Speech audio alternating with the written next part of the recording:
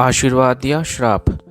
स्वर्ग में भ्रमण कर रहे नारद जी ये देखकर बड़े हैरान थे कि धरती पर वह लोग तो बड़े खुश हैं जो धन के पीछे भागते हैं, और वे लोग बड़े दुखी हैं जो भगवान की भक्ति करते हैं। इस विचार से ग्रस्त नारद जी काफ़ी परेशान हो गए, और जब उनसे रहा नहीं गया तो वह सीधे पहुँचे बैकुंठ धाम इस प्रश्न का समाधान पाने के लिए भगवान विष्णु के पास। नारद जी जैसे ही भगवान विष्णु जी के धाम पहुँचे, भगवान विष्णु उनके मन की बात पहले से जानते थे। भगवान विष्णु ने नारद जी से कहा, चलो धरती लोक पर चलते हैं और आपके प्रश्न का समाधान पाते हैं।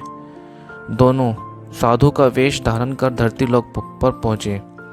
वह दोनों सबसे पहले एक बड़े व्यापारी के द्वार पर भिक्षा मांगने के लिए गए। उन दोनों को अपने द्वार पर देखकर व्यापारी बड़ा गुस्सा हुआ, उन्हें भला बुरा कहा और बिना कुछ दिए उनको वहां से जाने के लिए कहा।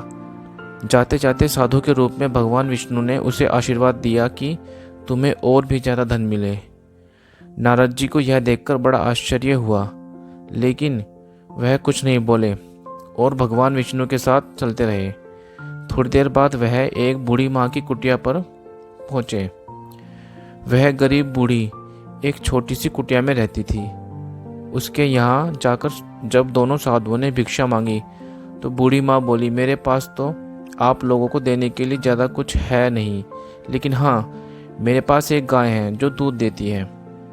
अगर आप चाहो तो मैं उस गाय का दूध धोकर लाती हूँ। आप दोनों के लिए उसे पीकर अपनी भूख शांत कर सकते हैं। साधुओं के हाँ कहने पर बूढ़ी माँ ने दोनों के लिए दूध का इंतजाम कर दिया।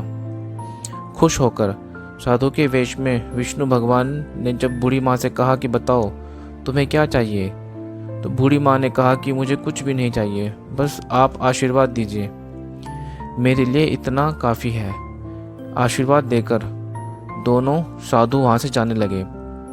तब जाते जाते विष्णु भगवान ने बूढ़ी माँ से कहा कि तुम्हारी गाय कुछ दिनों में मरने वाली है। वहाँ से थोड़ी आगे जाने पर नारद जी बड़े परेशान हो गए और विष्णु भगवान से बोले, यह कैसा न्याय है भगवान आपका? जिस व्यापारी ने हमारा इतना अपमान किया, हमें गालियाँ दी, आपने उसे और ज़्यादा धन पाने का आशीर्वाद दिया, और इस बूढ़ी माँ को जिसने हमारी इतनी सेवा की, हमारे लिए दूध की व्यवस्था की, उसे आप कहते हैं कि उसकी गाय जो कि उसके जीवन का आखिरी सहारा है वह भी मर जाएगी। ऐसा क्यों? नारद जी के सवालों को शांत करने के लिए भगवान जी ने चेहरे पर मुस्कान के साथ कहा कि मैंने उस व्यापारी को जो आशीर्वाद दिया, दरअसल वो उसके लिए शाप था। उस व्यापारी का मन पूरी तरह से धन कमाने में फंसा हुआ है, और अगर उसे और ज़्यादा धन मिलेगा तो वह आखिरी समय तक उसी धन के पीछे भागता रहेगा और अगले जन्म में सांप बनकर उसके पास कुंडली मारकर बैठा रहेगा। और रही उस बूढ़ी माँ की बात, तो कुछ बूढ़ी माँ का पूरा ध्यान अच्छे कामों में और भगवान भक्ति में था।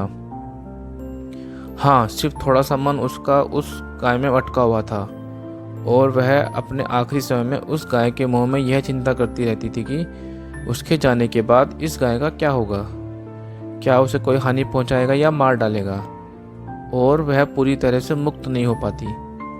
बस यही कारण था कि मैं चाहता हूँ कि आखिरी समय में उसका ध्यान पूरी तरह मेरी तरफ रहे, न कि इस गाय की तरफ। भगवान विष्णु के समझाने के बाद और इस पूरी घटना के बाद नारद जी का मन पूरी तरह से शांत हो गया और वह खुशी खुशी स्वर्ग लौट गए।